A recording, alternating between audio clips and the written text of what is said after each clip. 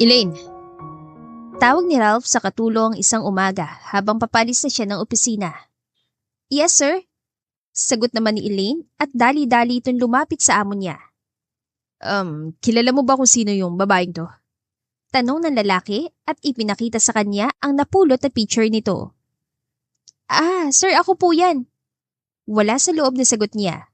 Biglang tumawa na malakas si Ralph habang nakatingin sa kanya. Ano? Ikaw to? Paano naman magiging ikaw to, Elaine? Ang layo na itsura. Nakaramdam naman ng pagkapahiya si Elaine. Paano ba namang siya yung nasa picture ang pangit nga niya? Ah, nako, binibiro ko lang po kayo, sir. Natatawang saad niya. Baka isa yan sa mga bisita ng mami at daddy niyo nung nakarang wedding celebration nila, sir. Nahulog yata ang picture na to. Anya at pilit ang umiti. Bakit po, sir? Crush niyo po ba? Tanong niya. Well, I can say, she's my ideal woman. Sabi ng lalaki. Ideal po? Hindi niyo nga kilala yung babae na yan, sir. Ideal na po. Maganda at sexy nga yan, pero paano naman kung masama ang ugali? Basta, para nakita ko na kasi siya somewhere else. Hindi ko lang maalala kung saan. Wika ni Ralph. Ganun po ba, sir? Itanong na lang po sa mami niyo, sir. Baka isa sa mga bisita nila nung nakaraang wedding anniversary nila ng daddy niyo. Baka nga. Itatanong ko na lang kay mami mamaya. O siya, alis na ako. Anito at mabilis na nagtungo sa parking lot. Sige, Sir Ralph, mag-ingat po kayo. Pahabol niyan sabi. Habang nasa opisina si Ralph ay hindi pa rin mawawaglit sa kanyang isipan ng tungkol sa picture na kanyang napulot. Kinuha niya ito sa kanyang wallet at tinignan. Napakaganda nga ng babaeng nasa larawan kahit simple lang ang makeup nito. Sana makilala kita, miss. Usal niya sa kanyang sarili habang pinagmamasdan ng larawan. Ngunit biglang sumagi sa kanyang isipan si Elaine. Hindi niya maiwasang matawa sa pagbibiro nito kanina na ito daw ang babaeng nasa picture. Ito talaga si Elaine, masyadong palabiro. Usal niya sa sarili at nagpatuloy sa pagpirma ng mga dokumento. Nang makauwi na siya ng mansyon, agad naman sumalubong sa kanya si Elaine. Mahilig itong magsuot ng short kaya lantad na lantadang mapuputi at makikinis itong hita. Hindi naman siya manhid para hindi niya maintindihan na may gusto ito sa kanya. Palibhasa, alam nito na mahilig siya sa mga sexing babae, kaya nagsusuot ito ng short at sleeveless para makuha ang interes niya. Hello po sir, magandang gabi po. Bati ni Elaine sa kanya. Magandang gabi naman Elaine. Tugon niya saka nagtuloy-tuloy sa loob. Kahit naaakit naman siya sa magandang katawan ng katulong, ngunit ayaw niyang mapaghalata at baka sabihin pa ditong interesado siya. Dadat na ni Ralph ang kanyang ina sa sala habang nanonood ng telebisyon. Oh, iho, mabutit nandito ka na. May mahalaga tayong pag-uusapan. Ano po yun, mami? Tanong niya at tumupo sa couch. Iho, ayoko na magpaligoy-ligoy pa. Nais naming daddy mo na lumagay ka na sa tahimik. 33 ka na, kaya kailangan mo nang bumuo ng sarili mong pamilya. Panimula ng kanyang inang si Milagros. Mami, wala pa naman akong balak mag-asawa eh. Hindi pa ako nakakatagpo ng babaeng mapapangasawa ko. Diretso niyang pahayag. Kung hindi ngayon kailan pa? Pasyado ka nang lagpas sa kalendaryo. Sabi ng kanyang ina. Kapag natagpuan ko ng ideal woman ko, mami. Maganda, sexy, mayaman at matalino. Naku Ralph, saan mo naman hahanapin ng ganyang ka-perfect na babae? Pili ka kasi ng pili para mamaya sa bungi ka mauuwi. Seryosong pahayag ng kanyang ina. Hindi mangyayari yan, mami. Mariin niyang wika. Ngunit, wika niya saka kinuha ang picture sa kanyang wallet. Kung itong babaeng mapapangasawa ko, kahit bukas din, magpapakasal ako, mami. Naintriga naman si Madam Milagros kaya kinuha nito ang picture na hawak ng anak at tinignan na maigi. Kilala niyo ba siya, ma'am? Baka kasi kamag-anak ng mga naging bisita niyo nung wedding celebration niyo ni daddy. Hindi ko siya kilala pero teka lang. Ba't parang kamukha naman ito ni Elaine? Wika nito. Biglang humalugpos ng tawa si Ralph. Ano? Ang labo naman ng mata niyo, mami. Paano naman kamukha ni Elaine yan Ang ganda-ganda ng babaeng nasa picture samantalang ang pang... Huwag mo nang ituloy, Ralph. Hindi mabuting mamintas ng kapwa. Saway ng ina sa kanya. Ay nako, ba't ba kasi napaka-particular mo sa itsura? Hindi naman yan na mas mahalaga kundi ang ugali ng tao. Wika ng mami niya. Paano naman kung maganda nga, pangit naman ang ugali at hindi marunong magmahal? Basta po, Mami. Tulungan niyo na lang po akong hanapin ang babaeng to at para matupad ko ng kagustuhan yung lumagay na ako sa tahimik. Anya.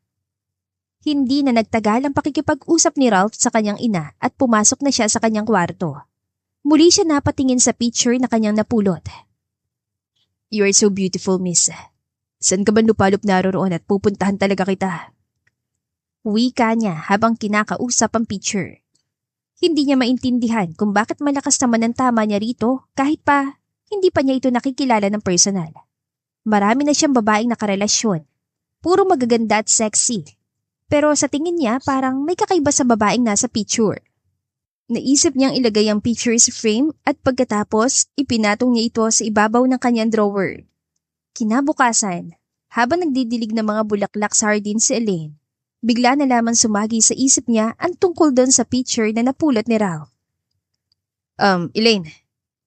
Nabigla naman siya sa biglang paglapit ng kanyang amo. Ah, sir, kayo po pala. Good morning po sa inyo. Nakangiti niyang bate. Wala ka pa bang impormasyon tungkol doon sa picture ng babae na pulot ko? Wala pa po sir eh. Huwag niyo na lang kasing hanapin yon sir. Basta, kung may impormasyon ka, sabihin mo lang ako. Yes sir. Ay nako Sir Ralph, napakahilig niyo po talaga sa mga magaganda. So paano naman kaming pinagkaitan ng kagandahan eh, di wala na talagang chance na mapansin niyo. Biglang nasabi niya, huli na para bawiin niya yon. Ano? Nakatawang wika ng lalaki. Elaine, huwag ka na mangarap, itulog mo na lang yan. Umiiling na sabi nito habang patuloy pa rin sa pagtawa. O sige, maiwan na kita. Isang umaga, habang papalis na si Ralph papuntang opisina, namataan niyang nagdidilig ng halaman si Elaine sa hardin ng kanyang ina. Sexy itong tignan sa suot nitong short at sleeveless. Ngunit hindi naman ito maganda. Marami pa itong tigiyawat sa mukha, kulot ang buhok at nakasuot ng makapal na salamin. Hindi niya alam kung bakit partikular talaga siya sa itsura ng tao. Gusto kasi niya yung babaeng may pagmamalaki niya sa kanyang mga kaibigan. Sa isip niya, siguro nga, kung nagkataong maganda lang si Elaine, baka nga matagal niya itong pinatulan. Sayang ka, Elaine. Bulong niya sa sarili. Samantalang sa loob ng servant's quarter, malalim na nag-iisip si Elaine kung paano siya mapapansin ng amo niyang lalaki. Bukod sa may nararamdaman siya dito, kailangan niyang magawa ang kanyang misyon alang-alang sa pamilya niya. Kinagabihan, umuwing lasing si Ralph. Agad naman niya itong sinalubong nang makita niyang pasuray-suray itong naglalakad. Sir, okay lang po ba kayo? Nag-aalalang tanong niya sa kanya ito inalalayan. Maya-maya, bigla itong sumuka at nadumihan ang suot niyang damit. Sorry, Elaine. Nakangising saad ng lalaki. Ihahatid ko na po kayo sa kwarto niyo, sir, at mabilis na inalagay ang kamay ng lalaki sa balikat niya. Nang maiga niya ito sa kama, agad naman siya lumabas upang maligo at makapagpalit ng damit. Pagkatapos, nagpunta siya sa kwarto ng amo niya dalang bimpo at isang palanggana ng maligamgam na tubig. Ay naku sir, nasobrahan yata kayo sa pag-inom. Anya habang kinakausap ang natutulog na amo. Pagkatapos niya itong punasan, binihisan niya ito ng kamiseta. Hirap na hirap siya sa pagpapalitan damit nito, ngunit hindi naman niya ito pwedeng pabayaan at baka magkapulmonya pa ang amo niya. Ay, ayan sir, nakapagbihis na po kayo. Muli niyang wika, pagkatapos napatitig siya sa gwapong mukha ng lalaki.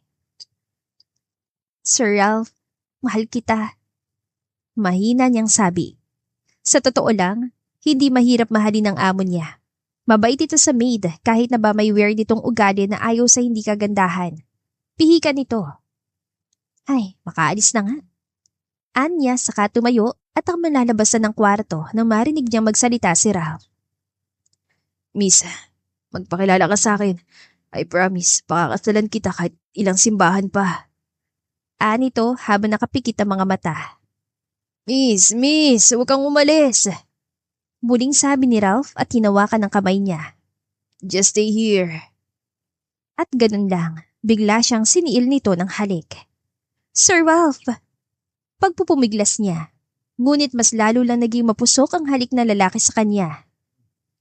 Sir, si Elaine po ito! Sabi niya sa pag-aakalang baka matauhan ng amo niya at titigil na rin ito sa ginagawa niya.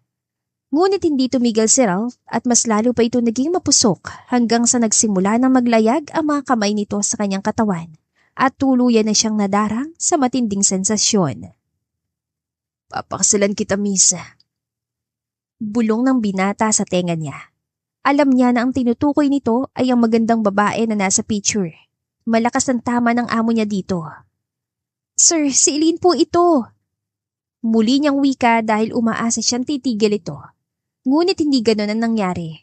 Nagpatuloy ito sa paghaplos sa kanyang katawan kaya tuluyan na siya nadaig ng kahinaan at ng pagmamahal kaya naisuko niya ang kanyang sarili. Matapos ang kanilang pagniniig, nakatulog na ng mahimbing si Ralph kaya maingat siyang tumayo at nagbihis. Paika-ika siya lumabas ng kwarto at tinungo ang servant's quarter.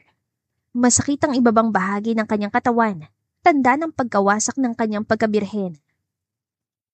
Nang magising si Ralph kinabukasan, nakaramdam siya ng pananakit ng kanyang ulo. Buti na lang at walang pasok sa office kaya hindi niya kailangang magmadali. Bumangon siya para mag-shower ngunit napansin niya ang mantsa ng dugo na nasa bedsheet ng kanyang kama. Ipinilig niya ang kanyang ulo habang inaalala ang nangyari kagabi. Si Eileen ang natatandaan niyang naghatid sa kanya sa kwarto. No, hindi to maaari. Of all people, bakit kay Eileen pa? Sigaw niya sa kanyang sarili na maaalala ang pakikipagniig niya sa kanilang kasambahay. Gago ka talaga, Ralph. Sa dinami-rami ba naman ng mga babae? Sa katulong ka pa pumatol. Sa sobrang inis niya, padaskol na inalis niya ang bedsheet at inalagay sa basket ang mga labahan. Pagkatapos, pumasok siya ng banyo at nag-shower. Sinabon niyang maigi ang buo niyang katawan kasi parang nandidiri siya sa kanyang ginawa kay Eileen. Oo nga't pihikan siya sa mga babae ngunit hindi niya ugali ang manamantala, lalo na't sa kanilang kasambahay pa. Bigla naman siya nakonsensya kaya kailangan niya makausap ito. Isang gabi, habang namamalansya ng mga damit si Eileen, nilapitan niya ito. Eileen. Anya. Sir, good evening po. Gusto ko lang humingi ng tawad sa ginawa ko sa'yo nung nakarang gabi, Eileen. Bunga lang yun ng kalasingan ko. Panimulang sabi niya. Wala po yun, sir. Sagot naman ito. Nagdaan ang isang buwan at nagulat si Ralph nang madatnan niyang nakaupo sa salang kanyang ina na parang nga bang hinintay nito ang pag-uwi niya galing opisina. Hindi pa umuwi ang daddy niya at nasa Amerika pa ito. Hi, ma'am. Bati niya rito saka humalik sa pisngi. Buti naman at dumating ka na, Ralph, at may importante akong sadya sa'yo. Seryosong wika ni Madam Milagros. Ano po yun, ma'am? Curious na tanong niya saka umupo sa couch.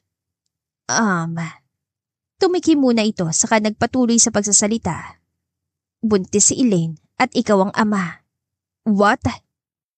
Nanlaki ang mga mata niya sa pagkabigla. Buntis si Eileen, mami? You heard me right? Kailangan mo siyang panagutan. Ayokong lumaking walang amang apo ko, kaya kailangang maitakda kagad ang inyong kasal sa lalong madaling panahon. Sinabi ko na rin ito sa daddy mo at wala siyang tutol doon. Wika ni Madam Milagros. Mami, no. Ayoko. Bakit ko naman papakasalan yung babae na yun? Hindi ko naman siya gusto. At saka alam naman niya na nangyari sa amin nung bunga lang yun ang kalasingan ko. Buong pagtangging pahayag niya. Basta, yun ang desisyon namin ng daddy mo. Mami, ayoko. Mariing sagot niya. Papakasalan mo si Eileen, Ralph, sa ayaw at sa gusto mo. At kung hindi, mapipilitan kaming alisan ka ng mana at tatanggalan ka namin ng karapatang pamahala ng kumpanya. Mahina, ngunit mariin na wika ng kanyang ina. This is unfair, Mom. Reklamo pa rin niya. Ngunit hindi na siya pinansin pa ng kanyang ina at tinalikuran na siya nito. Sa loob ng servant's quarter, hindi mapakali si Eileen. Hindi niya alam kung anong mangyayari gayong alam na ng mami ni Ralph na nagdadalang tao siya. Eileen! Narinig niya ang boses ni Ralph sa may pintuan ng kwarto niya at sa tingin niya galit ito sa kanya. Biglang lumakas ang kabog sa kanyang dibdib. Sir, bakit po? Anya na mapagbuksan niya ito. Buntis ka raw at akong ama. Tiimbagang natanong nito habang nakakuyom ang mga palad. Opo, sir. Mahinang sagot niya habang nakayuko ang ulo. At paano naman ako nakakasiguro na sa akin nga talagang batang yan gayong isang beses lang namang may nangyari sa atin? Anak niyo po talagang dinadala ko, sir. Gumagaralgal na sagot niya. Wala pong ibang nakagalaw sa akin, sir. Alam ko na. Nang uuyam na tura ng lalaki. Kaya pala hindi ka pumalag nun dahil ito pala talagang plano mo, no? Gusto mo makabingwit ang mayayaman kaya sinadya mo talaga magpabuntis sa akin. Sarkastikong wika nito. Kung pera lang ang habol mo, bibigyan kita kahit magkano. Basta huwag ka nang magpapakita pa sa akin. Sir, hindi naman po pera niyo ang kailangan ko eh. Tuluyan ang nalaglagan luha niya. At saka mga magulang niyo naman po may gusto ng kasal. Ginusto mo rin, di ba? Nang uuyam na wika ni Ralph. Well, kaysa alisin ako ng mana ng mga magulang ko at mawalan ako ng karapatan sa kumpanyang pinaghirapan ko, titiisin ko na lang na magpakasal sa isang nerd na katulad mo. Pero yun lang, huwag kang umasa na maayos ang trato ko sa'yo. Mariing wika nito saka mabilis na tumalikod. Kinabukasan, kinausap ni Elaine ang mga magulang ni Ralph. Ma'am, sir, aalis na lamang po ako dito. Ayoko mapipilitan ng anak ninyo na pakasalan ako. Hindi naman po niya sinasadya yun eh. At hindi ko po siya inoobliga na panagutan ako. Elaine, sinadya man ni Ralph o hindi ang ginawa niya sa'yo. Abay marapat lang na panagutan ka niya. Isa pa ayaw namin lumaking bastardo ang apo namin. Sagot ni Mrs. Acosta. Nagkaroon ng saglit na katahimikan. Elaine, pwede bang tapatin mo kami? Tanong ng amo niyang babae habang matamang nakatingin sa kanya. Mahal mo ba si Ralph? Opo, mama. Nangingimi niyan turan. Kung gayon, magpakasal kayong dalawa, iha. Alam ko magiging isang mabuting asawa ka sa kanya. Oo nga naman, Elaine. Kaya kailangang magpakasal kayo ni Ralph, lalo na ngayong magkakaanak na kayo. Pagsang-ayon naman ni Mr. Acosta. Saan ka namin, hindi usong pagtakbo sa responsibilidad. Lalaki si Ralph at dapat na panindigan niya ang ginawa niya sa'yo. Pero hindi po ako mahal ng anak niyo. Masuyong ginagap ni Mrs. Acosta ang kamay niya. Elaine, alam kong hindi ito madali para sa'yo. Pero kung mahal mo si Ralph, gawin mo ang lahat para makuha ang loob niya. Dahil sa kagustuhan ng mag-asawang Acosta, nairaos nga ang kasal nila na lalaki. Sa huwas nga lang dahil ayaw ni Ralph na makasal sa simbahan. Wala ngang ganong bisita maliban sa ilang witness at mga katulong sa mansyon. Sa gabi ng kasal, matapos ang selebrasyon, nakita ni Elaine ang kanyang asawa na umiinom sa sala. Ralph, tama na yan at marami ka nang nainom eh. Anya na malapitan niya ito. Umalis ka nga dyan, ano bang pakialam mo? Singhal ng lalaki. Kahit ikinasal na tayo, kasambay pa rin ang tingin ko sa'yo, kaya wag mo matawag-tawag sa pangalan ko. Naiintindihan mo ba? Bigla siyang natigilan. Totoo nga sinabi nito na huwag siya mag-expect na magandang trato dito sa kanya. Kasi hindi na niya naituloy pa ang nais niyang sabihin kasi binara na siya ng lalaki. Alam mo, di sa panaginip, hindi ko pinangarap na makasal sa isang katulad mo. Kaya I'll make sure na hindi ka magiging masaya sa pagsasamang to. Mariing wika ni Ralph at muling tumungga ng alak sa baso. Biglang nangilid ang kanyang mga luha sa sinabi ng lalaki. Iniwan na lamang niya itong mag-isa at nagtungo siya sa kwarto upang magpahinga. Ngunit hindi nakaligtas sa kanyang paningin ang larawan ng babae na nasa picture frame. Naalala niyang ito yung picture ng babae na napulot ni Ralph noong nakaraan. Isang malalim na buntong hininga ang pinakawalan niya habang tinititigan niya ito. Nagdaan ang mga araw at isang umaga. Elaine, kayo na lang muna ang bahala dito sa bahay ha. Kailangan kong samahan ng daddy mo papuntang New York. Nagka-problema kasi ang isang negosyo natin doon. Ani ng biyanan niya. Opo mami, sana maging maayos po ang lahat. Anya at humalik sa pisngi ni Mrs. Acosta. 2 araw pa lang mula nang umalis ang biyanan niya at isang gabi, dumating si Ralph na may kasamang babae. Nanlaki ang mga mata niya na mapagtantong iyon ang babaeng nasa picture na napulot ni Ralph. This is Tessa Redoble. Pansamantalang dito muna siya titira habang hindi pa siya nakakalipat ng kondo. Wika ni Ralph sa mga kasambahay. Bagong asset siya ng Acosta Models, kaya dapat lang na pangalagaan ko siya. Tumingin ang babae sa kanya at napansin niya ang lihim na paghirap nito. Ikinagagala kong makilala kayong lahat. Nakangiti nitong wika. Ngiti na sa tingin niya ay may halong kaplastikan. Ngunit sinikap niyang kontrolin ang sarili na huwag maapektuhan sa presensya ng babae. Alam niyang sinadya lang yun ni Ralph para ipamukha sa kanya na wala siyang halaga sa buhay nito. Ralph, saan mo nakilala si Tessa? Tanong niya nang pumasok ng kwarto ang asawa niya. Personally siya nagpunta ng opisina. Siya yung babaeng gusto ko sana maging asawa pero hindi nangyari dahil sinadya mong magpabuntis sa akin. Malamig na wika ng lalaki. At nakakasiguro ka bang siya talaga yung babaeng nasa picture? Tanong niya habang ang mga matay nakatuon sa picture frame na nasa bedside table. Anong klaseng tanong yan? As you can see, pareho sila ng muka. Anito. At ngayon nahanap ko na siya. Hindi ko na siya papakawalan. Patapos mong makapanganak, ipaanal ko ang kasal natin. Parang isang bombang sumabog sa pandinig ni Elaine ang sinabi ng kanyang asawa, ngunit mas pinili na lamang niyang tumahimik. Isang araw pa lamang si Tess sa mansyon, ngunit parang iba na ang mga ikinikilos ito. Nagkukunwari lang itong mabait kapag nasa harap si Ralph, ngunit kapag wala ang lalaki, para itong amo kumakaasta. Hoy Elaine, ipagtimpla mo nga ako ng kape. Anito isang umaga. Hindi pa nagigising si Ralph kaya malaya itong umasta na parang may-ari ng bahay. At bakit mo naman ako uutusan? Paangil yan sagot. Di ba katulong ka dito? Noon yon, pero asawa na ako ni Ralph. Oh, really? Oo nga naman, sinabi sa akin ni Ralph. Pero hindi ka niya mahal. Napipilitan lang siyang pakasalan ka dahil pinikot mo siya. But look at yourself. Hindi na babagay kay Ralph ang isang nerd at pangit na katulad mo. At muli itong tumawa. At bakit? Sa tingin mo maganda ka? Ganting wika ni Elaine. Hindi naman yan ang mukha mo. Abay, gaga ka! Galit na saad ni Tess at akmang sasampalin siya, ngunit nang lumabas ng kwarto si Ralph, sinadya naman itong mawala ng balanse dahilan upang matumba ito sa sahig. Tess! Sigaw ni Ralph saka mabilis na nilapitan ng babae. Tinulak ako ng asawa mo, Ralph! Mangiyak-iyak pang sabi nito. Hindi totoo yan oh! Elaine, enough! Pambabara sa kanya ng asawa. Di ba sabi ko pakisama na maayos si Tess dahil asset siya ng kumpanya? Gumuhit ang matamis ang ngiti sa mga labi ni Tess. Masakit ang balakang ko. Hindi ako makatayo. Anito na pinalalambing pa ang boses. Agad naman itong binuhat ng lalaki at pinaupo sa sofa. Napiling na lamang si Elaine sa kaartihan ng babae. Pero sa ngayon, hahayaan muna niya itong manatili sa bahay at aalamin pa niya ang tunay na motibo nito. Kinaumagahan, maagang gumising si Elaine at nagluto ng almusal. Good morning, Ralph. Bungad niyang bati na makalabas ng silid ng lalaki.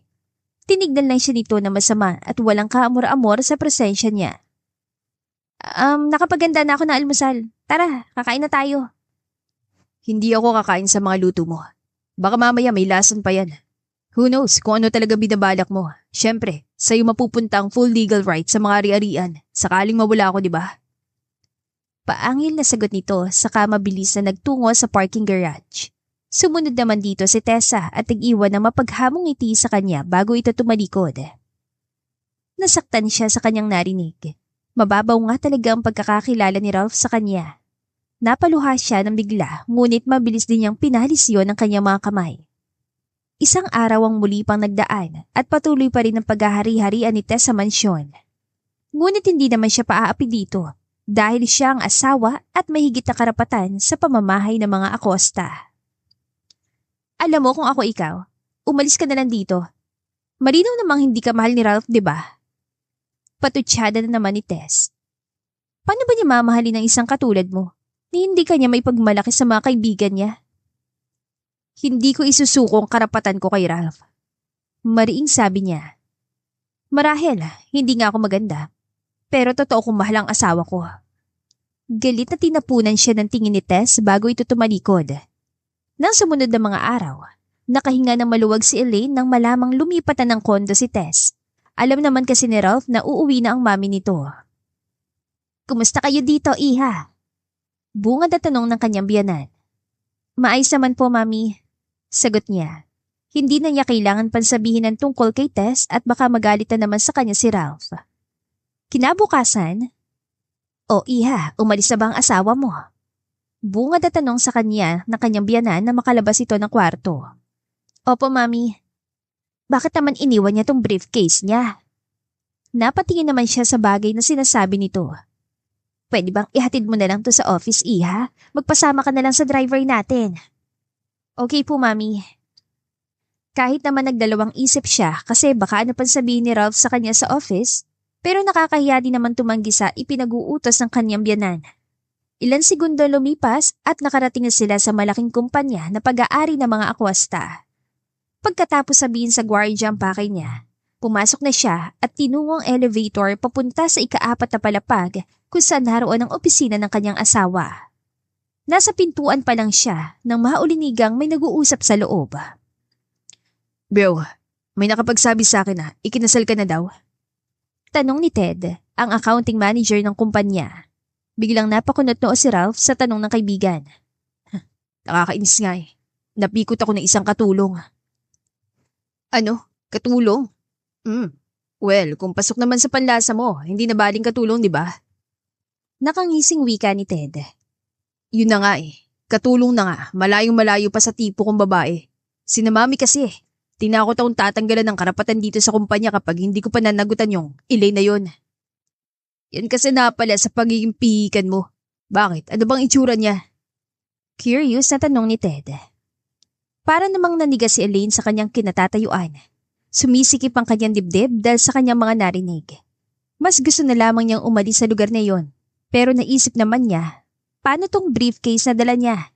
Nandito daw ang mga mahalagang papeles kaya ipinagbilin sa kanya ng kanyang biyanan na siya mismo mag-abot nito sa kanyang asawa. Basta, malayo-malayo sa babaeng pinapangarap ko. Sagot ni Ralph. Pero ngayon, nahanap ko na ang dream girl ko. Hihiwalayan ko na siya. Bro, pag-isipan mo yung mabuti. Minsan, mapandaya mo ka ng isang tao. I think, mabait naman si Tess. By the way bro, napansin mo bang briefcase ko? Wika ni Ralph. Damn, naiwan ko pala sa bahay. Nang marinig yun ni Elaine, naglakas loob na lamang siyang pumasok ng opisina matapos ang mahihinang katok sa pintuan. Excuse me sir, naiwan niyo po itong briefcase niyo sa bahay. Anya napilit nilalabanan ng nararamdamang kaba. Ayaw niyang magalit ito sa kanya, kaya sir na lamang ang itinawag niya dito. Napansin niya ang pagkunot noon ng kanyang asawa habang matalim ito nakatingin sa kanya. Bakit ikaw pa nagati dito? Sana ipinag-utos mo na lamang sa driver. Malamig na wika ni Ralph. Bro, siya ba? Tanong ni Ted habang nakatingin sa kanya. Hindi sinagot ng kanyang asawa ang tanong ng kanyang kaibigan. Sige, makakalis ka na. Isang linggo ang lumipas. Hindi inaasahan ni Elaine na uuwi si Ralph na kasama na naman si Tess. Palibhasa na sa ibang bansa ang biyanan niya, kaya malaya nitong nagagawa ang gusto. Nakita niya lumabas ng sasakyan ng babae at naka-abresyete pa sa kanyang asawa. Oh, Elaine, ipaganda mo kami na makakain ni Tess. Utos sa kanya ng lalaki na makapasok na ito ng bahay. Bigla namang kumulo ang dugo niya sa sinabi nito. Ralph, hindi ako utusan dito. Kung gusto mo, ikaw na mag-asikaso dyan. Total, bisita mo naman siya, di ba? Pagkatapos niyan sabihin yon, agad siyang pumasok ng kwarto at hinintay na makauwi ang babaeng kasama ng asawa niya. Ralph, may relasyon ba kayo ng babaeng yun? Hindi na niya napigilang magtanong na makapasok ng silid ang lalaki. Kung may relasyon nga kami, may magagawa ka ba? Paangin itong sagot. Ralph, kahit konting respeto man lang. Anya at tuluyan ang nalaglag ang mga luha niya. Ano respetong pinagsasabi mo? Alam mo naman sa umpisa pa lang na wala akong gusto sa'yo, di ba? At yung babae na yun ang pangarap ko makasama. Ralph, alam ko na wala kang pagmamahal sa akin kahit katiting man lang. Pero sana naman. Bigla siya napaingos. Sana naman huwag mong harap-harapang ipamukha sa akin na ibang tao ako. Mag-asawa tayo. Mag-asawa dahil pinikot mo ko. Tiimbagang nasabi ni Ralph. Sinadya mong magpabuntis sa akin para pakasalan kita. Hindi totoo yan. Mula nun hanggang ngayon, mahal kita. Gumagaralgal na sabi niya kasabay ng pagpatak ng kanyang mga luha. Mahal mo ko? O mahal mo ang pera ko? Sobrang masakit para sa kanya ang sinabi ng lalaki. Kaya dali-dali siya lumabas ng kwarto at nagtungo sa hardin ng mansyon. Doon siya umiyak ng umiyak dahil sobrang nasasaktan siya sa sinabi ng kanyang asawa. Maya-maya, nararamdaman niya na parang nahihilo siya. Umiikot ang kanyang paningin at pagkatapos noon, hindi na niya alam ang sumunod na nangyari. Nang maimulat niya ang kanyang mga mata, nasa loob na siya ng kwarto at tinitignan ng doktor. Hindi naman ito nagtagal at umalis na pagkatapos ma-check ang kalagayan niya. Sabi ng doktor, masela ng pagbubuntis mo. Wika ng lalaking nang pagkasarili na lamang sila. Ingatan mo yung sarili mo at baka kung ano pa mangyari sa anak ko. Hindi siya nagsalita pa at baka muli na naman siya maiyak. Kumain ka na at magkalaman ng tiyan mo. Muling wika ni Ralph saka nilagay sa bedside table ang pagkain. Pagkatapos tumayo ito at lumabas ng kwarto. Nagdaan pang mga araw, malamig pa rin ang trato ng asawa niya sa kanya. Kahit minsan nagpapakita ito ng pag-alala, pero alam niyang dahil lang ito sa batang dinadala niya. Araw ng linggo at kaarawan ni Ralph. Happy birthday, Ralph! Nakangiting bati niya saka inabot dito ang maliit na box na birthday gift niya. Salamat. Walang kaimo emosyon tugon ng lalaki. Hindi na lamang niya ito pinansin at baka magalitan naman ito sa kanya. Kailangan na niyang sanayin na malabo talagang mahalin din siya ni Ralph. Dahil magkakaroon ng selebrasyon sa bahay, tumutulong siya sa paghahanda at pagluluto sa kusina. Iha, huwag ka nang tumulong para yan at baka mapano ka pa. Kayang-kaya na yan na makakatulong natin. Wika ng biyanan niya. Okay lang po yun, Mami. Magaan lang naman po ang pagluluto. Anya. Ay nako, magpahinga ka na lang sa kwarto, Iha. Giit nitong wika saka hinila ang kamay niya. Habang nakahiga siya sa kama, muli na naman siyang napasulyap sa picture frame na nasa bedside table. Nasasaktan na naman siya dahil alam niyang pinapangarap pa rin ng asawa niyang babaeng nasa picture. At ngayon dumating na si Tess, mas lalong hindi niya makukuha ang pagmamahal nito. Ralph, sana balang araw, matutunan mo rin akong mahalin.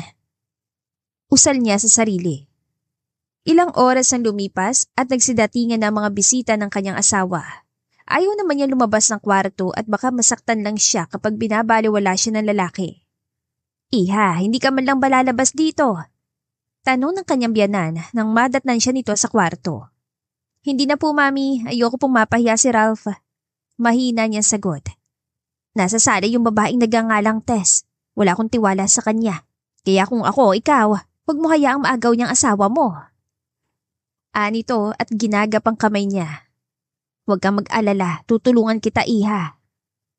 Tumango lang siya at bahagyang umiti. Oh, itong isot mo, Iha. Wika ng biyanan niya sabay abot sa isang sexing bestida na may slit sa gilid at hapit na hapit sa katawan. Maliit pa naman ang tiyan mo, kaya kasya pa ito sa'yo. Maraming salamat, Mami. Paglabas niya ng kwarto, una niyang hinanap si Ralph. Ngunit para naman siyang binuhusan ng malamig na tubig na makita niyang nakipaghalikan nito kay Tess. Ngunit napatigil ang mga ito na makita siya. Hindi niya napigilan ang pagpatak ng kanyang mga luha kaya dali-dali siyang bumalik ng kwarto. Umiyak siya ng umiyak hanggang sa makatulog siya. Hindi niya alam kung ilang oras siya nakatulog. Basta't nararamdaman na lamang niya na parang may tumabi sa kanya sa higaan. Paglingon niya, nakita niya si Ralph na matamang nakatitig sa kanya. Amoy alak ito at namumungay na ang mga mata sa kalasingan. Ralph, bakit mo ako sinasaktan ng ganito? Mahinang wika niya. Ginawa ko naman ang lahat para mahalin mo ko. Elaine. Yun lang ang katagan lumabas sa bibig ng kanyang asawa at sinili siya nito ng halik. Napapikit naman siya habang tinutugon ng mga halik ng lalaki sa kanya.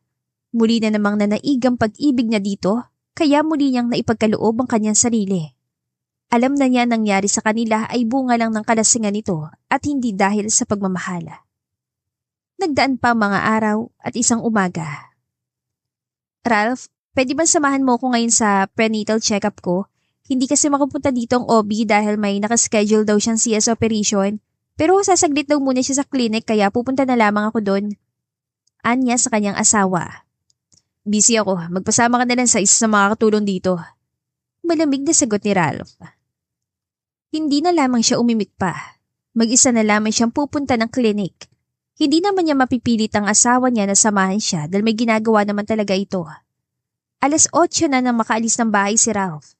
9:00 ang check-up niya kaya nagbihis na rin siya at baka maabutan pa siya sa traffic sa daan. Mami, alis po muna ako. Paalam niya sa kanyang biyanan. Schedule po ngayon ang check-up ko eh. May prenatal ka ngayon? Bakit umalis ang asawa mo? Tanong ni Mrs. Acosta. May mahalaga daw siyang gagawin sa opisina eh. Ay nako, ito talagang si Ralph.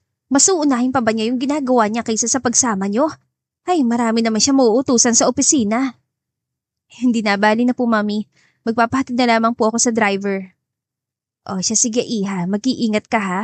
Hindi rin kita masamahan kasi masama ang pakiramdam ko eh. Okay lang po mami, magpahinga na lang po muna kayo. Anya at pagkatapos umalis na siya sakay ng kotse. Ilang sandali ang lumipas at nasa loob na siya ng OB-GYN clinic. Maayos naman ang bata sa tiyan mo, Mrs. Pero kailangan lang ng sapat na pag-iingat. Huwag masyadong magpapastress. Ani ng doktorang tumitingin sa kanya. Yes, Doc. Mahina niyang sagot. Oo nga pala, bakit hindi niyo kasamang mister niyo? Tanong nito. Nasa opisina si Ralph, Doc eh. Maraming tinatapos sa papeles. Maya-maya may kumatok sa pintuan. Laking gulat naman niya nang pumasok si Ralph. Oh, akala ko ba busy ang asawa mo, Mrs.? Nakangiting wika ng doktora. Napatingin si Elaine sa lalaki. May saya naman siyang naramdaman sa kanyang puso sa ginawang pagsunod nito sa kanya. Kumusta, Dok? Wala bang problema sa pagbubuntis niya? Tanong ng lalaki. Maayos naman, Mr. Acosta. Nakangiting sagot ng doktora.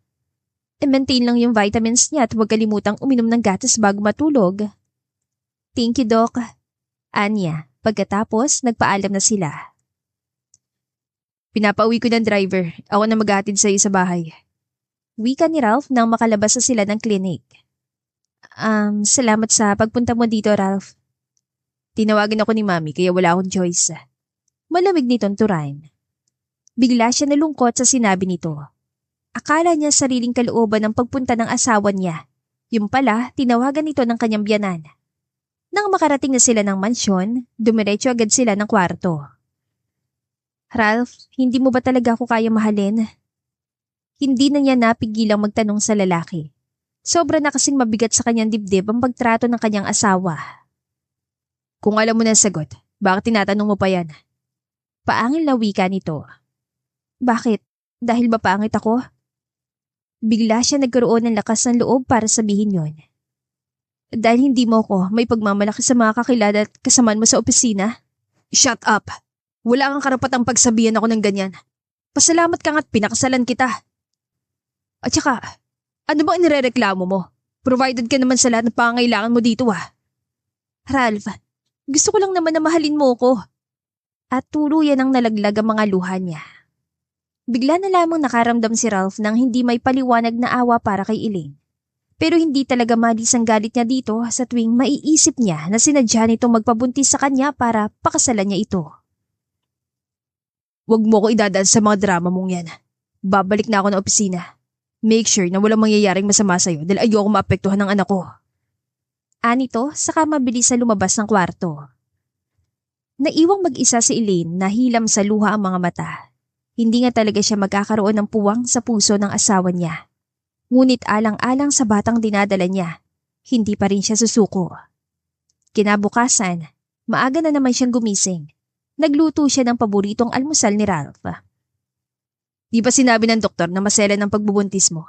Bakit ikaw gumagawa dito sa kusina? Boses ng asawa niya sa likuran. Love, good morning! Anya at pinilit ang ngumiti. Teka lang, anong sinabi mo? Kunot noong tanong ng lalaki. Saglit siyang natahimik. Hindi rin niya alam kung bakit yun ang nasabi niya. Pinayagan na nga kitang tawagin akong Ralph, di ba? Instead sir, at ngayon, tinatawag mo pa akong love. Sorry, nabigla lang ako. Paumanhin niya. Oo nga pala. May sakit kasi ang kusinera natin kaya ako nang nagpresenta magluto. Anya at bahagyang umiti. Kahit ang totoo, gusto na naman niyang maiyak sa malamig na pagtrato ng kanyang asawa. Napailing naman si Ralph. Bakit nasasaktan siya sa tuwing pinagsasalita niya na masama si Elaine? Pero kapag naiisip naman niya na hindi ito ang ideal woman niya, naiinis na lang siyang bigla. Nandito nang isusot mo sa opisina. Nihanda ko na. Wika ni Elaine na makalabas ng banyo ang kanyang asawa. Nakahanda na rin ang mesa. Stop doing this, Elaine. Hindi kita asawa. Mariing wika na lalaki sa kanya. Masaya akong pagsilbihan ka, Ralph. Marahil, hindi asawang tingin mo sa akin. Pero sa mata ng mga tao at ng Diyos, mag-asawa na tayo at may pananagutan ako sa'yo. Saglit na natahimik si Ralph. Hindi na ako kakain. Hindi naman maganda na walang laman ng tiyan mo sa umaga. Pagpapaliwanag niya. Hindi ko na kailangang ulitin ang sinasabi ko. Matigas pa ring wika ni Ralph. Lumabas ka na at magbibihis ako. Napabuntong hininga na lamang si Elaine. Hindi niya alam kung ano pa ang pwede niyang gawin para lumambot ang puso ng asawa niya. Maya-maya pa, naramdaman niya na parang bumabaliktad ang kanyang sikmura. Kaya dali-dali siyang bumalik sa kusina at nagtungo sa lababo. Elaine, iha, okay ka lang ba? Nag-aalalang tanong ng kanyang biyanan na nooy nasa hapagkainan na.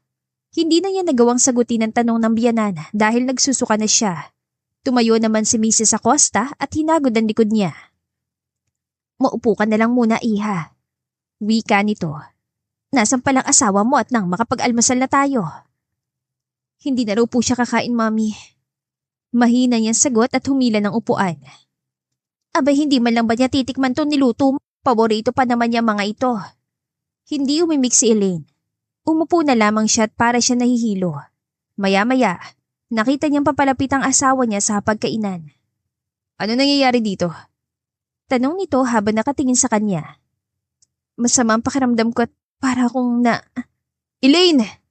Sigaw ni Ralph na mawala ng malay ang asawa niya. Buti na lang at nasalo niya ito agad. Dali natin siya sa ospital, Ralph! Bilis! Utos ng kanyang ina. Sa ospital, hindi mapakali si Ralph habang naghihintay ng resulta ng lab test ni Elaine. Habang panay naman ang usal ng mami niya na sana walang magiging problema. Maya-maya, lumabas ang doktor at agad naman nila itong sinalubong. Dok, kumusta ang kalagayan ng pasyente? Tanong niya. Bakit bigla na lang siya nahimatay, Dok? Tanong naman ni Mrs. Acosta. Nag-pre-enclampsia ang misis niyo, Mr. Acosta. And usually, fatigue and emotional stress ang kadalasang sanhi nun. Saglit na natahimik si Ralph. May kung ano namang awa ang naramdaman niya para kay Elaine. Samantalang sa loob ng hospital room, unti-unti nang nagkakamalay si Elaine. Nasaan ako? Mahina niyang tanong. Nandito ka sa ospital, iha. Sagot ng biyanan niya. Bumukas ang pinto at pumasok si Ralph. Kumusta ng pakiramdam mo? Tanong nito sa kanya. Okay lang ako. Mahina niyang sagot. Anong gusto mo kainin? Nagtaka naman si Elaine kung bakit parang biglang naging concern sa kanyang asawa. Ralph, ano nangyari? Naimatay ka kanina sa pagkainan. Buti na lang at walang masama nangyari sa'yo at sa bata. Napatingin naman siya sa ekspresyon ng kanyang asawa. Ba't baka sa mukha nito ang pag-alala? Hindi niya maiwasang itanong sa sarili. Pero naisip din niya, baka nagpakita lang ito ng concern kasi nandito ang biyanan niya. Gusto ko muna magpahinga. Sige, dito lang ako, Elaine. Masaya sana siya kung bukal sa puso sinasabi nito pero hindi naman. Alam niya na dahil lang sa bata ang concern nito sa kanya at dahil naroon ang ina nito. Biglang nanghilid ang kanyang mga luha, ngunit sinikap niyang maidlip na lamang para sandaling makalimutan niya ang sakit na nararamdaman niya. Nagdaan ang mga araw mula nang makalabas siya ng ospital. Nagtaka naman siya kung bakit maayos ng pakikitungo ni Ralph sa kanya. Sinasamahan na siya nito sa monthly prenatal checks-up niya at ito na mismo nagtitimpla ng gatas niya bago siya matulog sa gabi at pagkagising niya sa umaga. Nakaramdam naman siya ng saya sa ipinapakita ng kanyang asawa. Lumipas ang 6 na buwan. Oo nga pala, Elaine. Total at Sunday naman ngayon. Pupunta tayo ng mall at para makapamili ng mga gamit ni Bibi. Wika ni Ralph matapos sila makapag-almusal. Saglit siya natahimik. Pilit na iniisip kung tama ba ang pagkarinig niya. Mamimili daw sila ng mga gamit sa bata? Elaine? Untag nito sa kanya. Oo, sige. Matipid na sagot niya. Napatingin siya sa mukha ng kanyang asawa at nababasa niyang excitement sa mga mata nito. Sa isip niya, siguro natutuwa lang ito dahil nalaman nito sa ultrasound na lalaki ang magiging anak nila. Ilang sandali pa at nasa loob na sila ng mall. Habang abala sila sa pamimili ng mga gamit sa bata, biglang may babaeng lumapit sa kanila.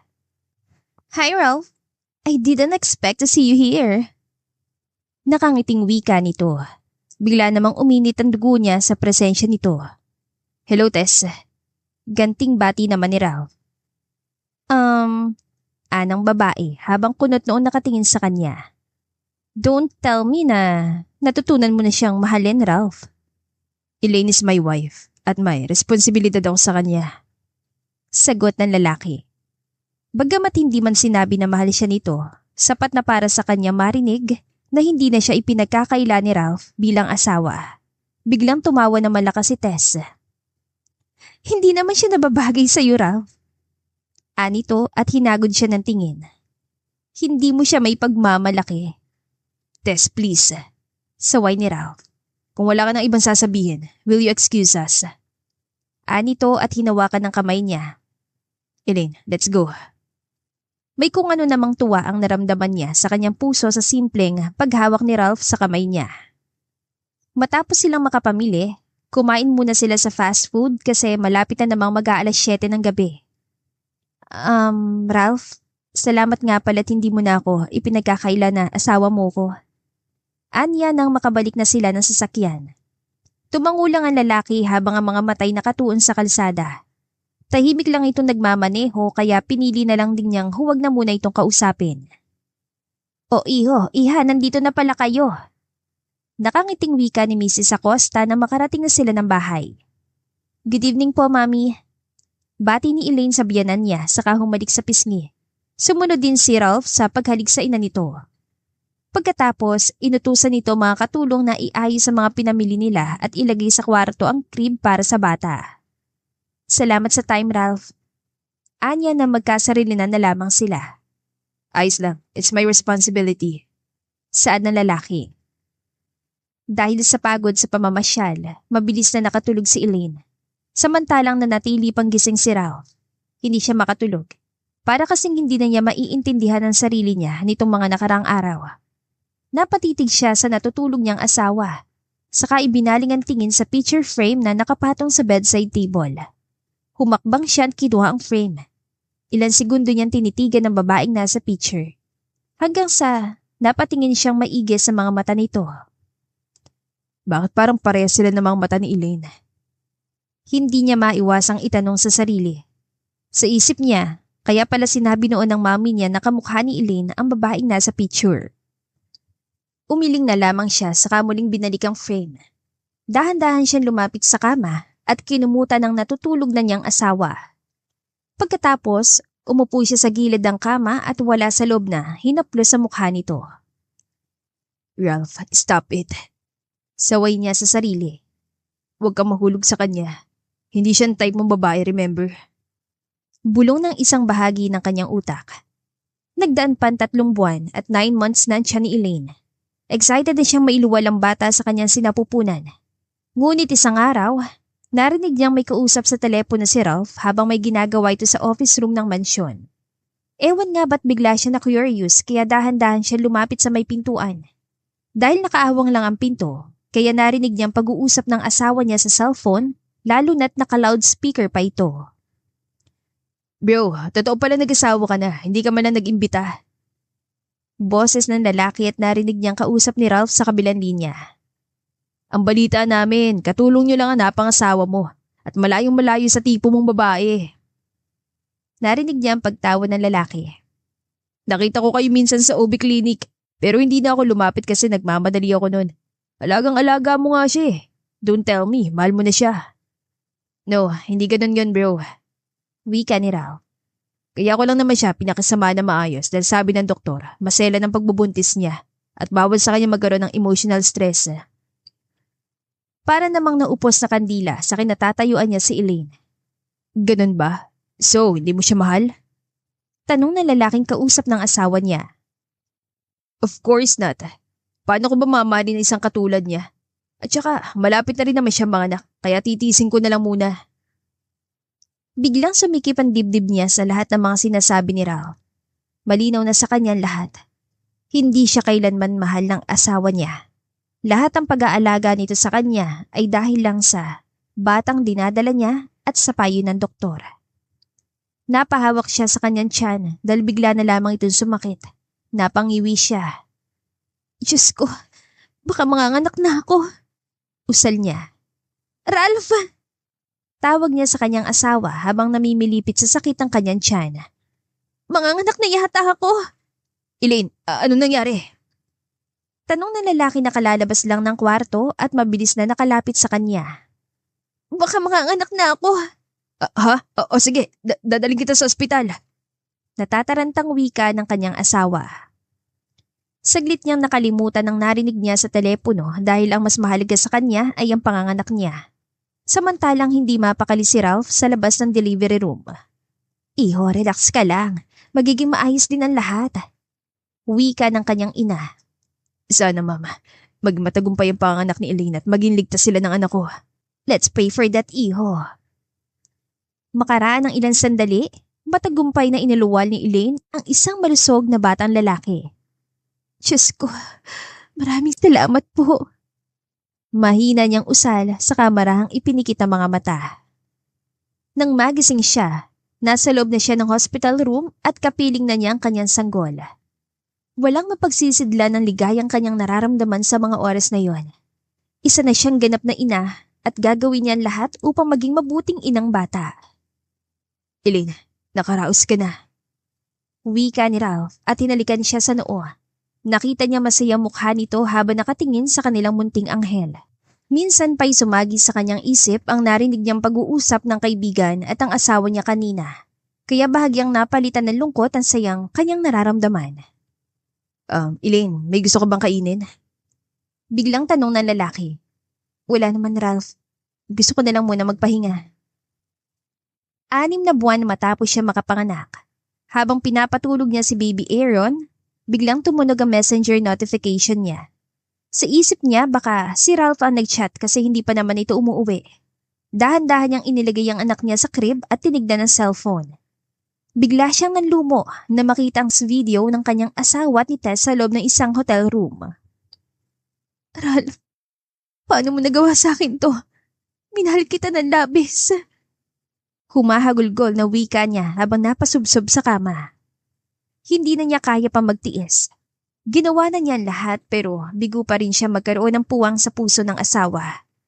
Ayaw sana siyang payagan ng biyanan niya ngunit hindi na rin ito tumutol pa matapos mapanood ang sex video ni Ralph.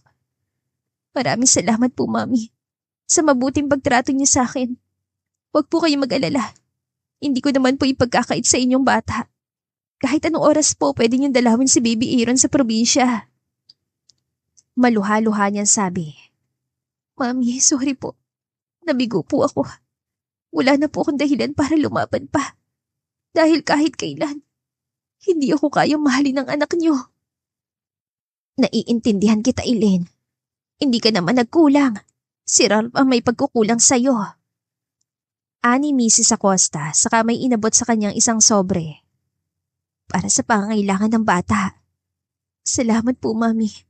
Tatanggapin ko po ito hindi para sa sarili ko, kundi para sa anak ko. Matapos ang madamdaming pamamaalam, umalis siya ng mansyon dalang kanyang anak. Habang nasa loob ng bus pauwi sa probinsya, hindi niya napigilan ng mga luhang kanina pa nagbabadyang pumatak. Yakap-yakap niya si Baby Aaron na mahimbingan tulog sa kanyang dibdib. Minsan niyang pinangarap ang isang masayang pamilya, pero ngayon, ang tanging mahalaga na lamang ay mailayo ang anak sa sakit at gulong hatid ang tahanang yun. Matapos ang ilang oras na biyahe, nakarating na siya sa Nueva Ecija. Nay, tay, patawarin po ninyo ako.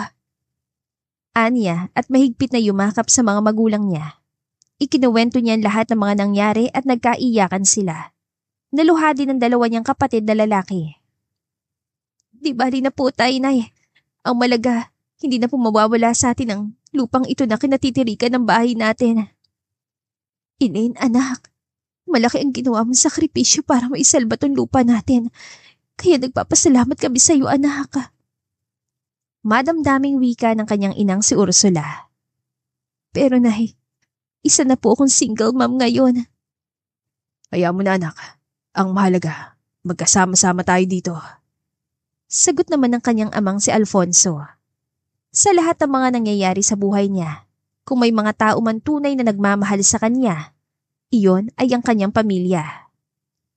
Isang buwan na nagdaan, hindi niya inaasahan ang isang kotseng huminto sa tapat ng kanilang bahay.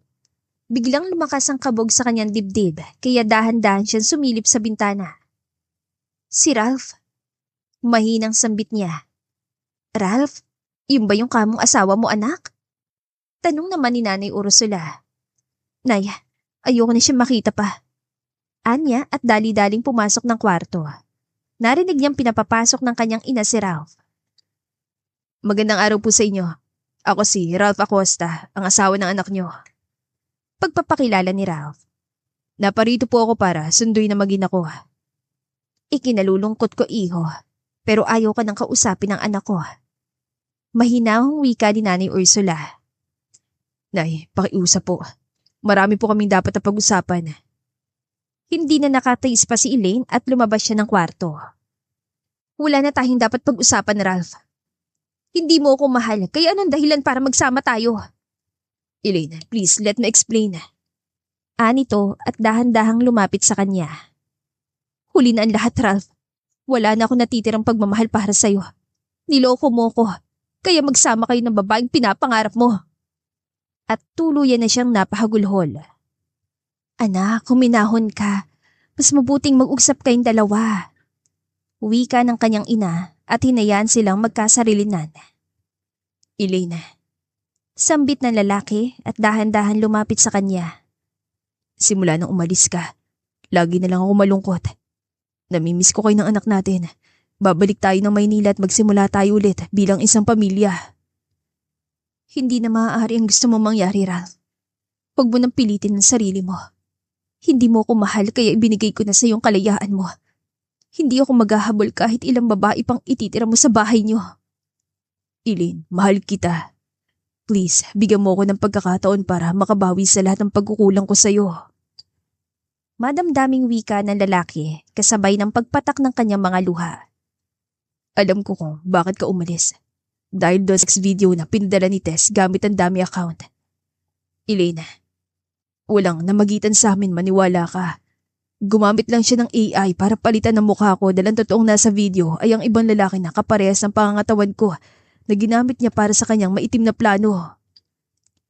Pagsasalaysay ni Ralph. Saka kinuha nito ang cellphone niya. Ito yung video ng ginawang paggamit ng lalaki. Tinignan naman yun ni Elaine. At pareho nga ito ng pangangatawan ni Ralph. At saka yung si Tess, pinaimbestigan ko siya. Hindi niya totoong mukha yun. Nag-undergo siya ng plastic surgery para gayahin ng babaeng nasa picture. Pinakalat ko kasi yung picture na napulot ko dahil sa kagustuhan ko mahanap yung babae. Kaya nag-take advantage si Tess at nagpalit ng mukha para na rin makaligtas sa kaso niyang estafa. Ito yung before and after surgery niya. Wika ni Ralph sabay abot sa kanya ng mga pictures. Hindi makapaniwala si Elaine sa katotohanan ng kanyang nalaman. Pero wala na akong pakialam sa picture ng babaeng napulot ko, Elaine. Ikaw ang mahal ko at ikaw lang ang gusto kong makasama habang buhay. Ralph, hindi ako maganda. Hindi mo ako may pagmamalaki sa mga kaibigan mo at kakilala niyo sa business industry. Elaine, ang tunay na kagandahan ay nagmumula sa kabutihan ng puso. Itong pinakamahalagang bagay na natutunan ko sa buhay. At kahit kailanman, hindi kita ikakahiya. Mahal na mahal kita. Naantig ang puso niya sa sinabi ng kanyang asawa. Please, give me another chance. Anito at masuyong ginagap ang kamay niya. Tumulo ang luha niya nang hindi niya namamalayan. Sa isip niya, lahat naman ng tao deserve na magkaroon ng second chance. Ralph, mahal kita. Hindi dahil CEO ka. Hindi dahil mayaman ka, kundi dahil mahal na mahal kita bilang ikaw. Anya, habang walang patid ang pag-agos ng kanyang mga luha. Shh, don't cry na love. At pinahid nito ang mga luha niya. Pagkatapos, buong higpit silang nagyakapan sa isa't isa. Salamat sa pangalawang pagkakataong binigay mo sa akin, love. Pangako, hindi ko to sasayangin. Mamahalin ko kayo ng anak natin. Wika ni Ralph at siniil ng halik sa labi ang kanyang asawa. Maya-maya'y narinig nilang iyak ng kanilang anak. Si Bibi, nagigising na. Puntahan ko muna sa kwarto. Pwede ko ba siya makita? Oo naman, anak mo siya eh. At nagtawanan silang dalawa. Baby, sorry at matagal na tauhan ng daddy mo. Mahal ko kayo ni Mami at hindi ko kayo pababayaan. Masuyong wika ni Ralph sa kakinintalan ng halik sa noo si Baby Aaron. Matapos ang mahabang usapan sa pamilya ni Elaine, lumuwas sa sila ng Maynila. Baon nila ang panibagong pag-asa sa kanilang pagsasama. Pagdating nila ng mansyon, agad silang sinalubong ng mga magulang ni Ralph. Welcome back, Iha. Masayang bati ng kanyang biyanang babae, sabay yakap sa kanya. Hello, Baby Aaron. Nandito ka na ulit sa amin. Salamat naman anak at napapayag mo tong asawa mo na bumalik dito. Nakangiting wika naman ni Mr. Acosta. Oo nga pala, anniversary ng kumpanya natin bukas. Yes, Dad. Sagot ni Ralph saka bumaling kay Elaine. Love, sasama ka. Ipapakilala kita sa kanilang lahat bilang asawa ko. Hindi naman makapaniwala si Elaine sa kanyang narinig. Hindi mo ba ako ikakahiya, Ralph? Tanong niya. Love, di ba sabi ko sa'yo, hindi kita kailanman ikakahiya. Ang totoo proud ako sa'yo dahil nagawa mong baguhin ang mga maling pananaw ko. Pinalambot mong puso ko at tinuruan mo ako magmahal ng walang hinihinging kondisyon. Hay nako, iho. Masayang-masaya kami at sa wakas natuto ka na rin. Nakangiting wika ni Mrs. Acosta. Kinaumagahan, maaga nagising si Elaine at nagluto ng almusal. Aba, ang sipag talaga ng asawa ko ah. Bunga daw wika ni Ralph sabay yakap sa kanyang likuran. Good morning, love. Ba't ang aga mong nagising? Di ba mamaya pa naman ang anniversary celebration? Yes, love. Mamayang gabi pa. Kaso may business meeting pa akong dadaluhan at pagkatapos, board meeting na naman. Kasama ko nga pala si Daddy kaya dediretso na lang kami mamaya sa Shangri-La. So, hindi pala kita makakasabay mamaya, love? Nandiyan naman si Mami. Nakangiting tugon ng lalaki sabay pisel sa ilong niya. Okay. Mabilis sa lumipas sa mga oras at gumagabi na. Elaine, iha, let's get ready na at kailangan makaalis tayo ng 6:30. Wika ng biyanan niya sabay abot sa kanya ng isang box. Binuksan niya naman ito at namangha siya sa ganda ng evening gown na bumungad sa kanya. Thank you, Mommy. Masigit kami nagpapasalamat sa iyo, iha. Nakangiting sagot ni Mrs. Acosta. Sige na, magbihis ka na't hihintayin kita sa sala. Hindi naman mapigil ni Elaine ang malakas sa pagkabog ng kanyang dibdib habang inaayos niya ang kanyang sarili. Matapos ang ilang sandali, napangiti siya sa harap ng salamin.